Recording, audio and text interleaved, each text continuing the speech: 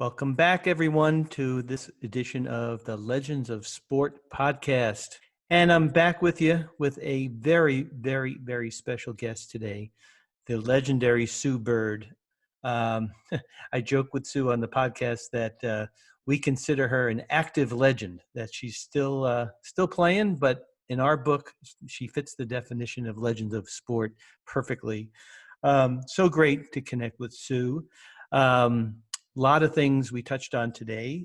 We touched on how she's dealing with staying in shape during this whole coronavirus shutdown, her amazing career in the WNBA, our history together dating back to when I shot her as an 11-year-old at the AAU 11 and under national championships. That was fun. And how she and her partner, Megan Rapinoe, are continuing the fight for women's rights in sports and the causes they are involved in. And lastly, we talked about her memories of Kobe and his lasting legacy. Just a few little tidbits about the great Sue Bird. She's a two-time NCAA champion at UConn. She was the first pick in the 2002 WNBA draft. She's a three-time WNBA champion with the Seattle Storm. She's a member of the WNBA's top 20 players of all time, four-time Olympic gold medalist, headed to what we all hope is going to be her fifth Olympics and fifth gold medal. She's from Syosset, New York, so that's near and dear to my heart because I'm a New Yorker too. And I hope everyone really enjoys this conversation with the amazing, legendary Sue Bird. As always, I'll see you on the backside. So hi, Sue Bird. How are you? Good to see you. Hi. Yeah, good to see you too. I have to take exception to you claiming that UConn is the drinking capital of college because I went to UMass. I almost went to UConn. I'm a Brooklyn guy. I'm a Brooklyn guy. I ended up at UMass. I probably should have gone to UConn because I think I would have had a different experience. But UMass is all right. I have a couple of friends who went there. Yeah, we used to have the men's teams used to play. What was it called? Like the U rivalry or something. It had like a name to it. I don't know. When I was there, it was like the prehistoric era, and it was we were like a Division 1A school. Although Dr. J came from there, So, but UMass was an agricultural school, so we played in a gym that had a dirt floor. They put the basketball floor on top of it. It was a nightmare. Anyway, it's like if I could get Michael Jordan alone, I would be like. Because I feel like nowadays athletes, we have this like blueprint, right? Like Michael Jordan totally, especially an NBA guy, like he laid that. It's like 6 championships, 6 rings mean something. It's like, it's why Kobe always put up his number 5. It's why LeBron hangs his hat on his rings. But 6 meant something. And I'm like, Jordan, like Michael, now that you know that 6 is kind of like this barometer, are you regretful that you like went into retirement and missed out on some years? Are you regretful that you didn't stay with the Bulls? Like, what if you could have gotten 7, 8, 9? That's like the one question I would love to ask him. Yeah, I mean, you could say that to Shaq and Kobe too. I mean, if they had stayed together, God knows how many they would have won. But who did you pattern your game after? Women or men? Because when you came in, I mean, obviously the WNBA had started, so you had that to aspire to, and you had women role models. But there were guys too, I'm sure, because, I can think of 5 or 6 point guards off the top of my head that you remind me of. Yeah. So it's interesting because growing up, to your point, there wasn't a WNBA yet. So you could like catch a college game every now and then, but that was really only in the Final Four. Right. So I remember I was a huge Knicks fan growing up, and like, believe me, I didn't model my game after this guy, but Kenny Skywalker was like my guy. Really? Loved it. Yeah, because I don't know, I was a little kid. He had a flat top. He was like flying through the air. Loved him. Right. Then as I got a little older, now we're talking like high school. 2 things happened. One, I became a really big fan of Mike Bibby. It actually is not in this order. That came second. But the other thing that happened, and it was probably around 1995, 96, when the U.S. Olympic team for women was like going to Atlanta. It was like a big thing. And that was the first time I saw Jen Easy play. Oh. So my dad actually sat me down and like made me watch a documentary that was done on Stanford. So that was probably the actual first time, but seeing her like in real life playing, and I was like, wait a minute, like we kind of look alike. Like that could be me one day. Yeah. Right. So I didn't necessarily like model my game, but it was definitely, she kind of gave me the whole like if you see it, you can be it type of vibe. She Mm-hmm. gave me that. No, that's it. That's interesting. And on the men's side, I mean, Isaiah, Mike Bibby for Magic, life. Mike Bibby's my yeah, favorite yeah. player. Yeah. I love Mike Bibby. I miss Mike Bibby. He was Yeah. so much He fun was to good. shoot. Yeah, and of course the Olympics. I mean, Yeah. would it be an unprecedented fifth Olympics? I mean, I know Teresa Edwards had four, right? Yeah. Yeah, No, so she has 5. she has five. The Okay, subtle difference is for it would be myself, Diana. We yeah. would be getting, if we won, it would be our 5th gold medal, whereas Wow, Teresa has 4 gold medals. I know, it's like unbelievable. wild to even Did think you? about. If you would have told me this when I was like, I don't know, 15, I would have called you Yeah. Well, let's turn to that for a second here. crazy. Our history goes back a long way. Yeah, All right. way And back. I'm going to embarrass you, and this was coming, but Fair. but I have to do it. I mean, this is where we first met. Was at this event. Oh my God. Right. I So know. this was the 1992 AAU National Girls 11 and Under Championships in Salt Lake City, right? Uh-huh. Yep. And I'm not sure if you know the whole story on this, but the way this all came down for me, that I was Uh-huh. assigned by Sports Illustrated for kids to go to this tournament, right? Mm-hmm. Meet the writer, and then the Okay. writer and I would try to embed ourselves with what he felt, because he was there a day or two before, what he felt was the best team there, right? So I Okay. get there, I meet the writer, and before I even open my mouth, he goes, "It's a no-brainer. Okay, we got to go with this team. They got the best player out there. Her name is Sue Bird. You're not going to believe it." And so I embedded myself, and I met your coach, who I forgot his name. What his name was? Yeah, Mr. McGlynn, John McGlynn. Yeah, I love how you call him Yeah, Mister still. I And know. and he was Just came out. super. He was just so welcoming for me. And anyway, I had a lot of fun doing it, and Oh no, I, we were all pumped. yeah. They were like, "Hey, so Sports Illustrated for Kids is gonna follow you guys, take some pictures." We were like, "What?" We Yeah, were so pumped. that was so crazy. So I waited a long time, I think, to show you these photos, and Yeah. I remember you were like, I don't know, 5-10 years into your WNBA career. You were shooting around. I don't know if you remember this, but you're at a Sparks game at Staples Center, and you're shooting around. And I approached you, which I never do with players because I know you guys Mm-hmm. are in your zone. And you came over as gracious as you are, and I pulled out these pictures on my phone, and you looked at me and I said, remember. you said, "You were the guy?" I remember. That It's was so funny. hilarious. Yeah. Yeah. Well, No, that's like a great memory for me as a little yeah. kid. Oh, Yeah. absolutely. So I want to talk about your career. Obviously, I'm not going to go into all the accolades because we'd use up all our time. But it's safe to say you've had an absolutely remarkable career. And I I don't know if you know anything really about Legends of Sport, but when we started this platform, a lot of discussion between me and my partners was about what is the criteria that makes a person a legend of sport, right? And we went back and forth a lot, and pretty much decided the person has to be retired and probably have attained their Hall of Fame of whatever sport they're in. And it's across the board of all sports, right? But there were a few exceptions, and we like to call Okay. them active legends. All right. So Okay. there's Tom Brady, there's Okay. Serena Williams, there's Tiger Woods, there's Roger Federer, and there's you. Hey, that's good company. Right. So welcome to the group, because it's an honor really for me to be talking to you, and in the spirit of Legends of Sport. So you still got a lot of work to do. You got to probably win another championship. You got to win another gold medal, right?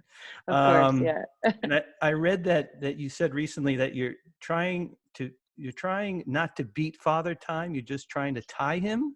What does Yeah. that what does that mean? What What does does that that mean? mean? Well, it's interesting. Ever since I turned 30, I Hmm. feel like, which is not looking like, now that I'm 39, like knocking on the door of 40, it's Right. kind of laughable. But ever since I turned 30, Hmm. the question's been like, how much longer do you want to play? How long can you keep doing this? And Yeah. it's crazy to think about. Right. So then, all of a sudden I'm 35, I'm 36, I'm 37, and you're still getting the question. But at that point, I would say around 36 is when it Mhm. really started to be like, okay, how much longer do I want to play? Right. And very quickly I realized that it mostly had to do with my health. Mm-hmm. It's not like, it's not like athletes go out there and they get worse all of a sudden. Right. That's, you don't like forget how to play the game. You just Yeah. physically can't get to the places you used to be able to get to and Mm-hmm. do the things you used to be able to do. Right. So you either have to reinvent yourself or just try to keep your body at a good. So when I realized health was going to be the number one, Mm-hmm.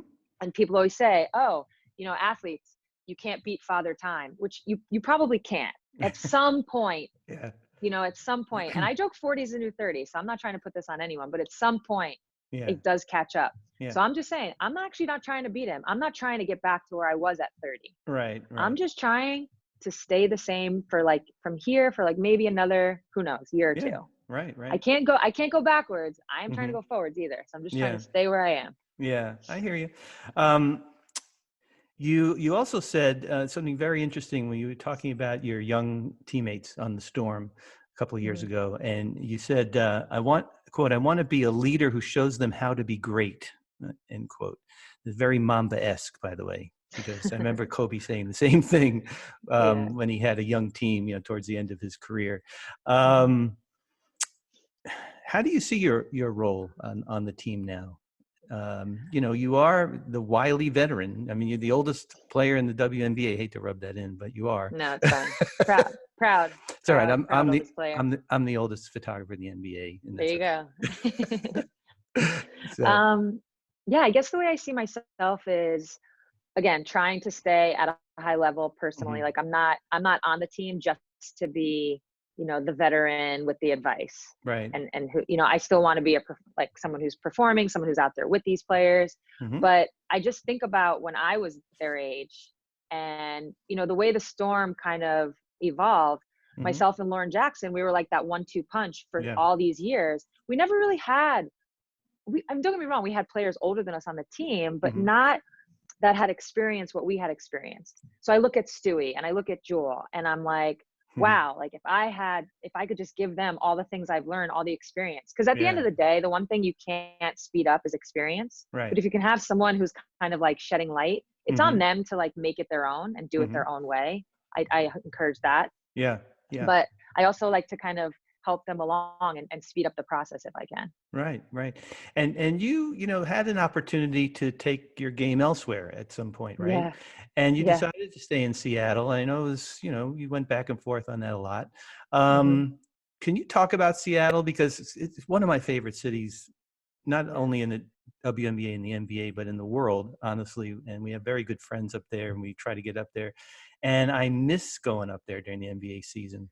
And the NBA, the WNBA doesn't travel me unless there's a championship. So I don't get up there, unless you guys are in it. So, the Sonics left in 2008, right? And and it was so great when Kevin Durant had to shout out to you guys, what did he say? Thanks to the Storm for like holding the fort or something. Yeah, holding it down. Yeah. Which was wonderful. But did you feel an extra burden? I mean, it's a burden enough to, to be at the level you're at and win championships. But now, longtime NBA team is gone and there's a void there. How did you see that whole thing? Truthfully, I never felt as if it was a burden. I never felt competitive in that way with the Sonics, even when they were there. So when they were gone, it wasn't all of a sudden like, oh, now we have to, no, you're just trying to, win games and win championships and go from there. But it is nice. Like when Katie shouted us out, that was very, very cool of him. It does feel good to continue to represent, the city of Seattle and kind of like professional basketball because man, the one thing I'll say is like, and I'm from New York, so I'm not saying this lightly. It's like the basketball community in Seattle is beyond anything I've ever experienced. It's just I think it's because it's like a big city, but it's small in the grand scheme. So it's big in that. And so there's a lot of players that have come out, but it's small. So it's like everybody knows everybody and everybody supports everybody. I mean, you could rattle off names, whether it's like Jamal Crawford, down to like even someone like Kelsey Plum, who's not even from Seattle, but because she went to UW, she's a lifer. So I think we all kind of feel that way. And it's nice to represent that community. Yeah. It's interesting. I had a chat with Gary Payton on the podcast and he's really, really sad. I mean, that the Sonics left because he said, you know what, my legacy's been erased. And like, it never happened. I said, Yeah. well, not really, I because, know. I'm like, Gary, we all remember. But yeah. I totally feel him. I totally, because like when the Sonics Hmm. got sold, Yeah. um, when all the talks were happening, I should Yeah. say, of the Sonics being sold, we would have been a package deal. We were going with them. Oh, I didn't know that. It's the same, Yeah. was the So same ownership back then? yes. So Okay. Clay Okay. Bennett bought the Sonics and the Hmm. Storm. Hmm. And obviously he's the one that ended up moving to Oklahoma, but Yeah. they played for a year. So I guess technically we played a season. I don't know, actually. That's a Hmm. good question, but I think we Yeah. technically played one season under the Clay Bennett ownership. Maybe, Wow. maybe not. Maybe it was Yeah. like in the middle, weird gray area. Hmm. But yeah, so when he was going to Oklahoma, we had 4 women step up and buy the team to keep them in Seattle. Yeah. It's That's how that interesting. happened. But Really? anyway, back to Gary. Yeah. So Wow. back to Gary, like we all remember, but I totally get it. Had the Storm gone, Yeah. I actually vividly remember because I would have been a free agent that year. And I was like, well, I'm not going to Oklahoma.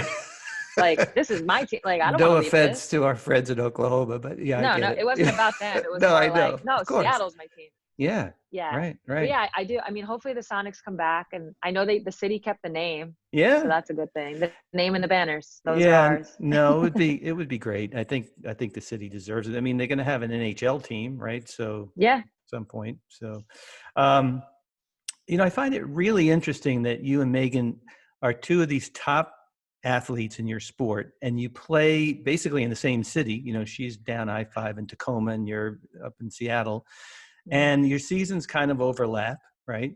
Um, but how do you guys find time to like even go to each other's games and stuff and support each other? Because she's doing her thing, and Yeah. you travel more than she does, I would think. So how does that work? Yeah. So the Tacoma thing is actually only a year old. Uh-huh. So for the Yeah. first, I guess 2 summers of us Mm-hmm. dating, does that make sense? 17? Yeah. For our Yeah. first 2 summers, she was playing in Seattle also. So it was Mm-hmm. perfect. It would Yeah. be like if we had a Saturday or Sunday game, ironically, ours would be earlier. So we Yeah. would play at like 2, and then I'd go to her game right after at like 5. It was like perfect. That's So the awesome. Tacoma thing, Yeah. yeah, she actually commutes, which is Mm-hmm. like a 45-minute to an hour drive. Yeah. So it's been hard. I saw maybe 1 game Mm. last summer, and I was Yeah. injured. It's like I Yeah. wasn't even playing, and Right. I still couldn't get to many games. Yeah. Same for her. So Yeah. now that the Tacoma part makes it a little more difficult. Well, it's good that you don't have to, that you're not in competing seasons, or, God forbid, you in another city or whatever. So Oh that'll, yeah. yeah. So Sue, Yeah. are you still involved with the Denver Nuggets? No, not officially. I Right. feel like they'll always be my homies, but no, not officially. Okay. But that was kind of an interesting thing there for a little while, right? That Yeah. you were, what did they call you? The basketball operations associate, I guess, right? Associate. Yeah. Yeah. Yeah. Yeah, it Yeah. was awesome. I got Mm-hmm. to be on the in, Yep. be in the meetings, Mm-hmm. watch how the front office in Mm-hmm. Denver worked. Mm-hmm. Got kind of like a taste of everything, which Yeah. was, I mean, it was literally pulling back I got to see everything, and you don't really get that experience. So I was Mm-hmm. really thankful for that. And what basically happened was, this past year, so what ended up being like the next year, Mm-hmm. because it's leading into the Olympics, our national team decided to do these tours. Yeah. And so we were playing we did a college tour against college teams. We had Olympic qualifier games. All Mm-hmm. that to say, I just literally didn't have the time. Right. Right. And it was kind of, what I thought it was going to be my Olympic run. So I Yeah. had to like invest all my time into it. Now that got, pushed back But a year, but yeah, but it was a good taste for you. So what did you yeah. think of the whole front office thing? I mean, Yeah. men's side, women's side doesn't really matter, but is that like in your future after you play, or m- what? What do you think? Maybe. I mean, I'm Yeah. definitely in no place to take anything off the table. I think, what stood out was, man, it's a lot of money. And man, there's a lot of bad players making a lot of money. But also, and you Yeah. know what? Kudos to them. Yeah. Do you? But also, it's like, Yep. if you want to work in the NBA, there's a lot of players that you have to learn. So for me, I had to do like a quick catch up on that. Not just the Mm-hmm. players in the NBA. Yeah. You have to learn the G League guys, the overseas guys, the guys in college coming up. It's just a lot. Yeah. Yeah. But I think if I were to like sum it all up, what I really took away Mm-hmm. was everybody's just trying to do their best, right? Like every GM in the league's trying to do their best. Everybody's trying to find a diamond in the rough. Everybody's trying to evaluate. You Mm-hmm. have to just have an opinion, right? Like make it Yeah. an educated opinion, and Right. then you just have to like stand by it, roll the dice and see what happens. Like I Yeah. learned that from Tim Connolly, who's the president. Mm-hmm. He was telling me stories of like, they drafted Jokic in the second round. Now look at him. Yeah. Nobody would have thought that. So Yeah. that was like a huge win. And then he Yeah. told me stories of like, yeah, they passed up on Donovan Mitchell. They could Yeah. have picked Donovan Mitchell. So that was a miss. And he's like, some of them are gonna be hits, some of them are gonna be misses. You just gotta go with your gut and let it play out. I was like, Yeah. all right, that makes sense. Because if you Yeah. second guess yourself, that's when things go Yeah, well, speaking of that, I mean, I'd hate to be Portland, and when Michael Jordan was drafted, but that's a whole other story. bad. Well, Um, Portland has a lot of those, sadly. yeah, yeah. I've had some great women athlete NBA, sorry, WNBA and professional women athletes on the podcast. Nancy Lieberman, of course, Oh yeah, trailblazer. Um, Rockaway, yeah, Queens Rockaway, girl. right. Oh, Swin Cash, Tamika.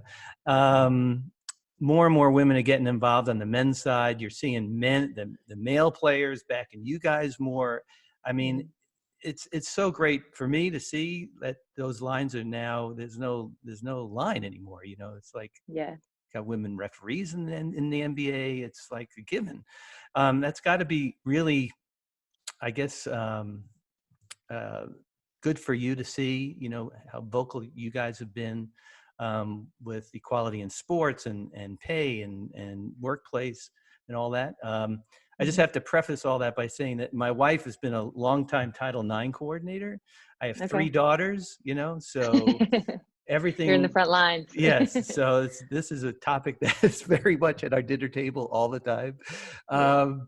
So do you see a woman coaching in the NBA, head coaching? I mean, I guess Becky Hammon might be the next first in line. Yeah, she What do you definitely think? seems to be on the path. Yeah, The way I see it is, we have these women who are getting the opportunity now to be in the NBA. yeah, And from my vantage point, what it is you have a lot of women who played professional basketball a long time and who have coached professional basketball a long time. yeah. Obviously, the names off the top of your head are going to be Becky Hammon. Hmm. Another one who didn't have a playing career but had a coaching career is Jenny Busek, who's with Right, Dallas right, as right. an assistant. So you Yeah. just have, I feel like now the WNBA is, 20, I think 3 or so years old. And so you have these players and coaches with just like all this experience, Hmm. all this knowledge. And Yeah. now they're finally getting like tapped into this pool of people. Hmm. And they're clearly the other thing I learned about being in Denver, they're not just giving jobs to give jobs. Like these are competitive jobs. These are like, cutthroat, if you will, Yeah. scenarios where you got to perform or else you lose your job. So Hmm. no front office is going to hire a coach if they don't think it's going to help them win. Right. With all that being said, Hmm. right now with women in the game, I do think we're like knocking on the door, especially Becky, Hmm. for someone to be a head coach. Yeah. But the beauty of it is, I think at some point it'll come back around where it's like, if someone wants to be in the NBA and coach, they're going to Hmm. have that opportunity. But if Hmm. somebody wants to stay in the WNBA, because that's what speaks to them, they're going to have that opportunity as well. Hmm. So it's good to see that now men have had that option kind of all along. If they Hmm. wanted to coach in the WNBA, they could. Yeah. If they want to be in the NBA, they could. So now Yeah. women are starting to have all these options. But Hmm. yeah, it's just a matter of time before someone's a Hmm. head coach, 100%. Yeah. You both have been so vocal in terms of everything having to do with the CBA and the WNBA. Megan, of course, was very out front and vocal with the Women's World Cup team and, getting equal pay or getting pay that was at least, fair to you guys. Yeah. How groundbreaking do you feel that the new CBA is for the women in the WNBA? I mean, the fact that you guys don't have to go to Europe to play anymore or out Yeah. overseas. I mean, that's one thing, but can you just talk through that just a little bit about how important that was? Yeah. It's major. Hmm. It's major. Yeah, The quick recap would just be, I think for a long time, we just had a lot of CBAs that didn't really represent our league and the difficulties that we face. yeah, Difficulty might not be the right word, but like you just said, a lot of us yeah, play overseas in Europe, and it's a different sports league than yeah, any other. yeah, So, but our CBA didn't really represent that. The opportunities within the CBA didn't, the money, so it just wasn't. So now what this CBA did was basically like create a whole new framework, a whole new groundwork. yeah. So we all joke. I think this is actually, I hope this is going to be like the CBA before the CBA, like the next CBA can Mm-hmm. be like off the charts, because Yeah. this one really set us up for Yeah. success. Mm-hmm. And I mean, we needed it. We needed something new. We needed something that represented us, like our talent and what we're doing on the court. That product is Mm-hmm. like next level. It's never Right. been better. And we needed a CBA that matched that. Mm-hmm. And I think the best part, all in all, to bring it back around, is we just had a group of women, our players, those of us on the executive committee, who Yeah. kind of like, we knew where our value was, and we weren't going to back down. And that's Mm-hmm. what you're seeing with Megan and her national team's fight as well. Right. Yeah, we had Shanae Gumake on a couple of weeks Okay. ago, and Yeah. she's of course on the executive committee with her sister, who's the president, I Mm-hmm. guess, and Yeah. she spoke very eloquently, just like you. And good for you for pushing that forward, because as a father with daughters and caring a lot about what happens to her as she gets older, my little one, and Mm-hmm. equal opportunity and all that, not just in sports but across the board. I Yeah. mean, Across the board. women still making 80 cents to the dollar of what men make, and Mm-hmm. that's just wrong. So it takes somebody like you and what you guys are doing to really get that out there as an issue. Like you said, women are hot right Thank now. you. Women's issues are hot, right? They are hot. So Thankfully, we'll yeah. take it. Yeah. So I wanted, It's been cold for too long. yeah, I hear you. Well, I wanted to talk about a couple more issues that are important to you guys. Most Okay. recently, I saw that you and Megan are promoting the Hunger Not Impossible Yeah. cause, which I'd like to say that we donated to, right? Because Oh, nice. I Thank thought it you. was fantastic. Mhm. How is that going? Because I know that was starting off in a couple of cities. Yeah. Is there any news on that? Updates. Yeah. Hmm. I mean, I wish, I'm not prepared, because like with every day, every week that goes by, we Yeah. actually, every time we go live on Saturday night, we Hmm. give a quick update on like where the numbers are, how it's Hmm. looking. I Yeah. forget off the top, but yeah, we started off. It was like a cool way to both give, and basically what it does is you essentially donate. You can do it. It's so Hmm. easy, and you're basically donating meals, like meals Right. that are going to go directly into kids' mouths. Yeah. So um, Hmm. it's kind of almost like, for lack of a better comparison, ice buck challenge ish, in that we wanted to like pass it to people, Yeah. and then those people donate and pass it to another person, maybe a friend, or maybe some Hmm. sort of public figure, where it kind of, so now, and it's starting to branch out into different cities. So we Hmm. definitely, we're kind of Seattle centric at first, Hmm. but actually, Caruso from the Lakers, Alex, Yeah. he just posted about it. So it's Oh, in did he? LA, and it's, That's good. Good. yeah, NECA in Houston. So it's Yeah. definitely branching out, and the numbers look great. Again, I don't have them Hmm. off the top, but Hmm. it's feeding kids, and obviously we're in a situation right now where Yeah. that's not only needed, but for Megan and I both, any way that we can help, we were just going to try to do that. No, I love that. I think it's great. And however we can help with promoting it on social media, whatever, we will. Okay, Um, I thanks. was really intrigued by the whole cannabis thing with Mendy, by the way. Yeah. And I'll tell you why, because I went to Seattle, my wife and I went to visit our friends, and we were in the market, and there's like 900 different CBD vendors there, which really was Yeah. kind of bizarre. But I have a bad back, and I've had one for Oh, years, and somebody really eloquently told me how this would help me, and I got it. It yeah. actually helps, and I love it. Okay. Awesome. So yeah, so your involvement with that is what, Yeah. as a spokesperson, but you use it Yeah. yourself, of course, right? Yeah. So yes, I am a spokesperson. Mm-hmm. It's actually Megan's twin sister's company. Oh, okay. Her and some of her friends slash, like cohorts started Yeah, it. yeah. And I think the best things about it are pretty quick and neat. First of all, it's just CBD. Mm-hmm. Like there's no THC in it. And as an Mm-hmm. athlete, that you have to make, that's like a very important distinction, Yeah, because when it comes to drug testing, it can get very complicated for an athlete. of course. I will say that Mm-hmm. if I'm in certain seasons, there's different rules for the WNBA. There's different rules for the Olympics. Mm-hmm. For the Olympics, CBD is actually legal. Oh, oh. I know, which happened about 2-3 years ago, which is Yeah. pretty groundbreaking in its own right.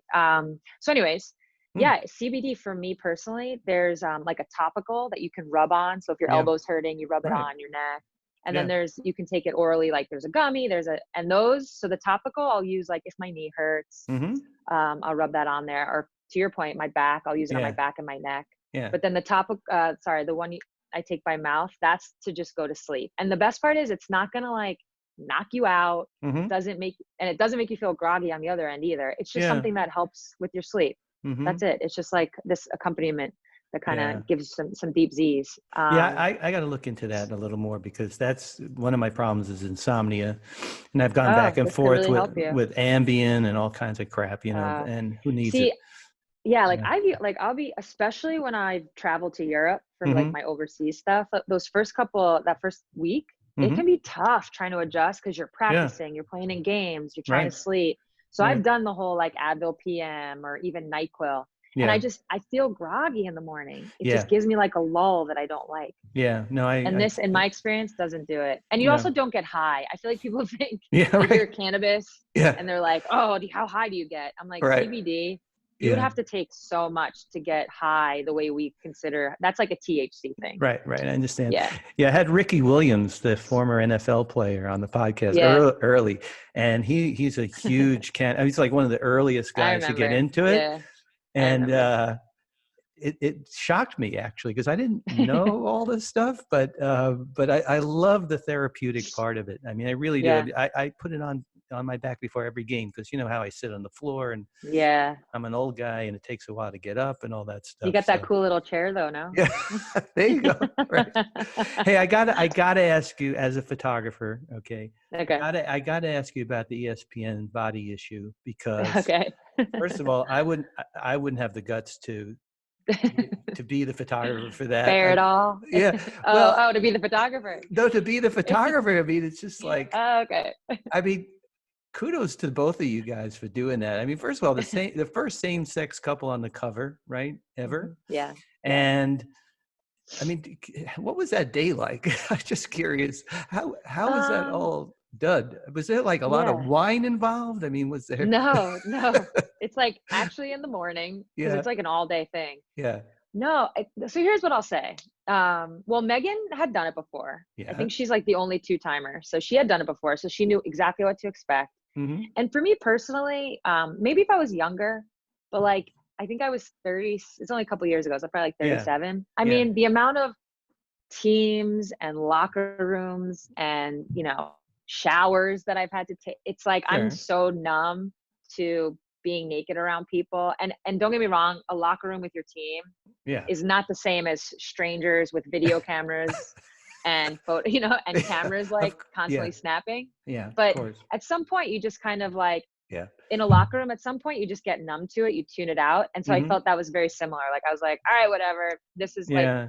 it's all a job for everyone. So let's just do this. And then No. once that robe comes off, Yeah. you're just kind of like, it's almost easier to keep it off. Yeah. You're just like, all right, let's go. Next one, next one, next one. It was beautiful because the photo they chose, you guys just looked like you were so happy. I mean, you really did. You were super relaxed. I thought it was Yeah. beautiful. So well Thank done. you. I appreciate that. Amazingly. So Yeah. the last thing I want to talk about is some memories and things about Kobe. And Okay. as you know, Kobe and I go back to his rookie Mhm. year, and still can't process this tragedy of he and Gigi. I just I have times I wake up in the middle of the night, just can't believe it. And I'm sitting here in Yeah. my office. I got stuff about him and photos in front of me and all over, reminders. Mhm. Do you have one story you could tell all of us about your relationship with him and what he meant to you personally, or what he meant overall to women's basketball or women's sports? I mean, I know that's a big Yeah, question, absolutely. but So as far as a quick story, mm-hmm. I've told like a bunch. I'm trying to think of like a different one to give you. I think what's something that always stood out. So the story I've told most times Mm-hmm. is my first glimpse into like Kobe, the Mamba mentality, like really like seeing it Mm-hmm. firsthand. He Yeah. was literally sitting like right next to me, was at the 2008 Olympics. And I've told this story where basically we were just there was like 4 or 5 of us hanging out playing cards, and we had this player lounge Mm-hmm. at the Olympics in the hotel. So it was Mm-hmm. just players. And at that point, like I said, 4 or 5 of us. Yeah. And we were drinking some wine, just kind of chilling, very relaxed. And he opens up a newspaper, and it was right after they had lost to the Celtics, like kind of, Yeah. in like tragic form, if you will. Huge. So Yeah. Yeah. So it's a picture of Paul Pierce, and he like cuts that picture out. He folds it up. He like puts it in like whatever pocket he had, and he just looks at us because we're looking at him, and he's just like, motivation. And he was dead serious. It wasn't even like a joking thing. It was just like, and that was my first. I was like, whoa, like this is like, I don't know. There was just something about the look on his face and the way he said it. Another story from that Olympics that I love, it's very quick, is everywhere we went, and this team has, LeBron James, D Wade. Yeah. But those are probably two of the bigger names. And then obviously Kobe. Yeah. Everywhere that I was around them, mostly like at opening ceremonies, walking around. I mean, this guy could not go anywhere without people chanting his name. Oh, it's unbelievable. It was incredible. Yeah. And you have LeBron and D Wade and all these guys standing right next to him. Yeah. And it was just like, Kobe. That was another glimpse of like, whoa, he's like larger than life. Yeah. I mean, I already knew it, but to see it. Unbelievable. Yeah. LeBron had a quote actually after that Olympics and said, I thought I was big in China until I went there with Kobe. I've never even seen that quote. 100%. That was all of our takes. We were like, holy crap. Yeah. And then just as far as his impact on women's basketball goes, it actually, because obviously, with him, passing away, same with Gigi, like how it happened, how sudden, how tragic. It took a second for me to really process. Yeah. Because I think his impact on women's basketball was happening, but it was happening. So you weren't really thinking about it. You were just like, oh, cool, there's Kobe at a WNBA game. Oh, cool, there's Kobe with a WNBA sweatshirt on. Like, this has a lot of meaning. But it wasn't until weeks, maybe months later, where it kind of hit me. And I was just like, man. And I said this recently during the WNBA draft. I was just like, I think what he saw in Gigi was a kid who was just a kid like he was, who like loved basketball, wanted to learn, wanted to like grind, wanted to work. Yeah. But what he also saw was the path for her was kind of gonna be bumpy and rocky, because for a women's basketball player, it is. Yeah. You have to like prove yourself in all these different ways. Sure. It's not the same as men's basketball. And I think he was on this journey through Gigi that was going to change the landscape of women's basketball, because he wanted that for his daughter. And then what that was going to do was, it was going to trickle down onto us, like whether he meant it to or not, it was. But also he was taking Gigi out, and he was showing her great women's basketball, and he was showing her just great athletes. Yeah. I mean, there's how many pictures, I'm sure you have taken many of them, where he'd be like, hey, Luka Doncic, come take a picture with my daughter. Yeah. And that's what happened. Megan and I at the WNBA All-Star game this year in Vegas, he was just like, hey, you too, can you take a picture with Gigi? I was like, yeah, of course. Yeah. He just wanted her to be exposed to all this greatness. And like I said, it was going to impact all of us. Yeah. Which it did. It has. It continued. It will continue to. And the fact that she was destined, it looked like, to go to UConn. How cool would that have been? Yeah. I think my favorite was reading about how she was like tore up when UConn lost in the Final Four. Right. And she was just like, Dad, that'll never happen once I go there. Oh, I love that part. That was very sweet. It was beautiful. Well, Sue, I can't thank you enough for taking the time. And thanks for having me. It's been a real thrill for me. I mean, when you said yes, that you would do this, I called a lot of people, but I was really, really happy. So thanks so much. And I'll see you on the court at some point soon, I hope. I hope. Yeah. Thanks so much, Sue. Thank you. Great to see you. Okay, see you. Bye-bye. Well, folks, doesn't get much better than that.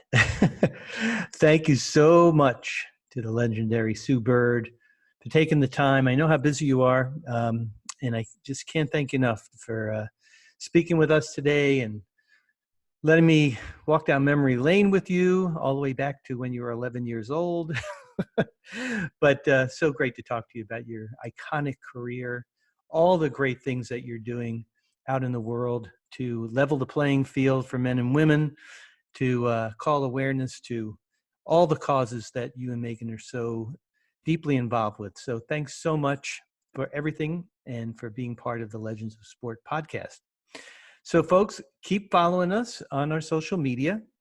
Instagram is @LegendsOfSport, Twitter @Legends_of_Sport, and our blog, legendsofsport.blog, and my photography @ADB Photo Inc.